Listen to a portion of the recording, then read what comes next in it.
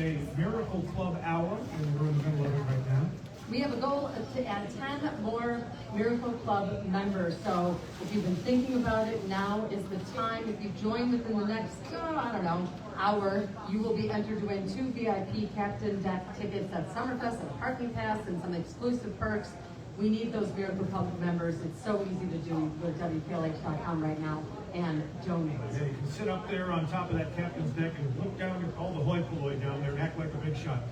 We've got a couple of important guests to talk to here. I cannot believe one of these is a grandmother. I know. Like, come on, really? These, when we get these kinds of stories on the Miracle Marathon, it makes you stop and think, and if you're listening now, listen to these stories, because this can happen anywhere, anytime, any place, and the fact that it happened to this family, unbelievable. So we have Trinika Latoya, that's mom, and we have grandmother, and then, she is the grandmother. Yes. She can't be a grandmother. Look at that. Trinika is the local Milwaukee grandmother. Yes, and then we have Latoya here, who's manager of the Community Health Education and Prevention at Children's Wisconsin Safety Center, along with Dr. Jennifer Zaspel, who is the medical director of Emergency Mental and Behavioral Health Department, and a whole lot of other things here at Children's. Thank you all for joining us. This is one of those stories. Why don't we start with you, Trinika, and tell us a little bit about why you're here today. My name is Trinika Walker. I am a grandmother. I am a grandmother, yes. I have a grandson who isn't here anymore due to gunfire. If I can go back just a little further to 2018, I lost my son, William Davis Jr., to gun violence. It happened down at Swing Park. So I didn't expect, nor did I want to receive another phone call in this matter. But I did. 5 o'clock in the morning, I received a phone call. And it's something about an early morning phone call. I didn't even want to touch the phone. I didn't want to touch it.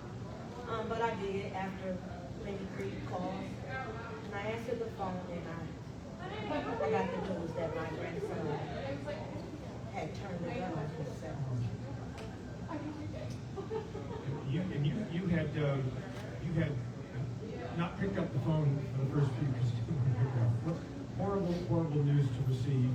And tell us the rest of the story then as to how you came to be involved with this program here at Children's.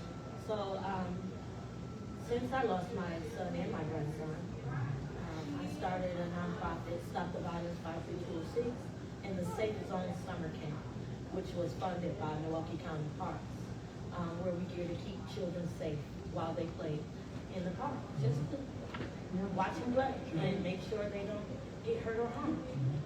And I'm over Facebook a lot, over social media. And I'm going live, and I'm just sharing my stories on what I do since I've lost my grandson and my son. And another mother seeing me followed my story, and she asked if I would come and speak, and she connected me with these people. Well, I mean, it's amazing to me that you are sitting here talking to us today, that, you took something so tragic twice in your life, and you're able to try and help other families not experience that same thing. So thank you for your bravery and your time today. And let's go over to Latoya. Tell us a little bit about the Children's Wisconsin Safety Center and what you guys do and how we bring awareness and what we can do. Absolutely. Thanks for having me here today. The Children's Wisconsin Safety Center established a program called the Safe at Home Program over 15 years ago. And at its start, the program was designed to really keep kids safe at home, at play, or wherever they are, where we were helped social work distribute items, child-proofing items such as baby gates for the stairs, doorknob covers, outlet covers, just really keeping kids safe from injuries that are preventable.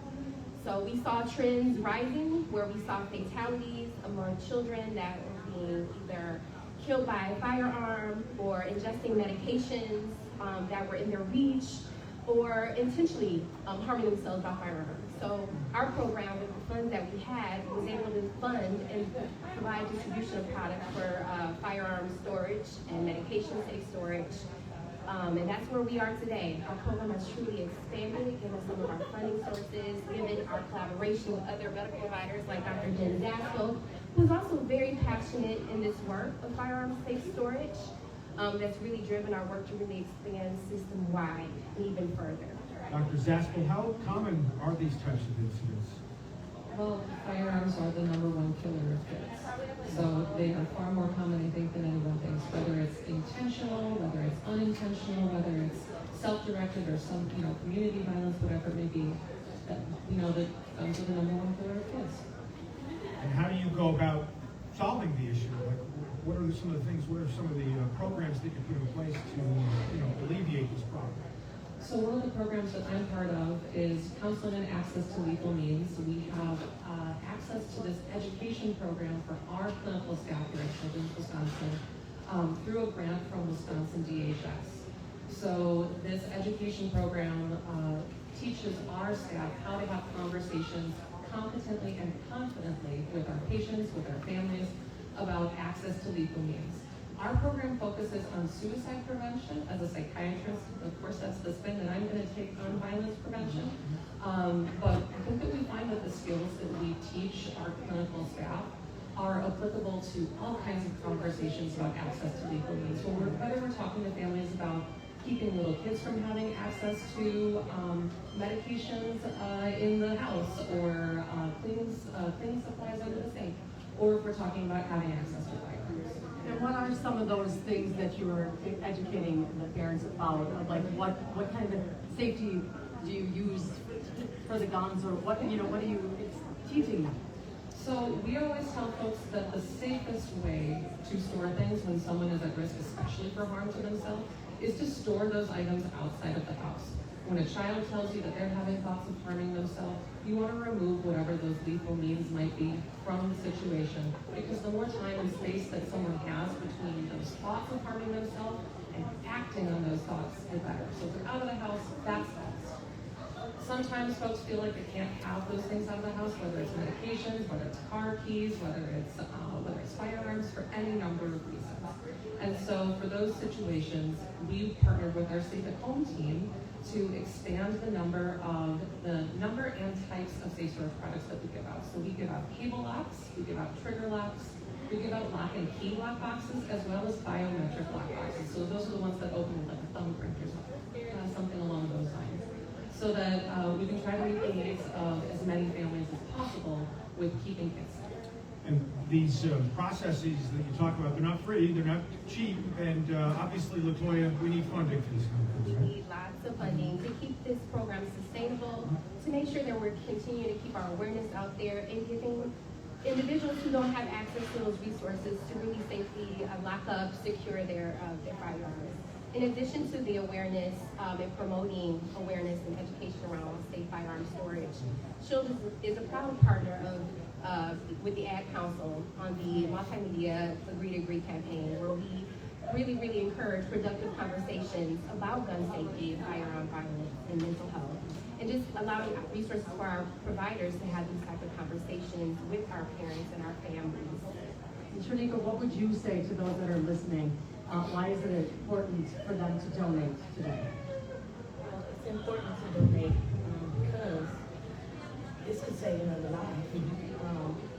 It's money, but we're talking about lives. We're talking about children.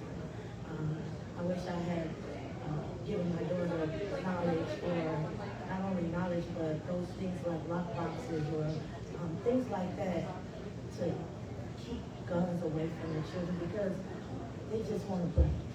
Children just want to play. No matter, they don't look at it as if it's going to harm them, right? And first of all, it should not be in their reach. So this will help educate parents and children to help keeping everyone safe. Yeah, because everyone deserves to be safe. Well, thank you. Shanika, thanks for telling your story. Appreciate that. And best of luck with the program here at Children's. Call now if you'd like to donate, 414-337-9554. The Miracle Marathon continues here on 96.5 WKLH Milwaukee's Classic Rock. And thanks for coming.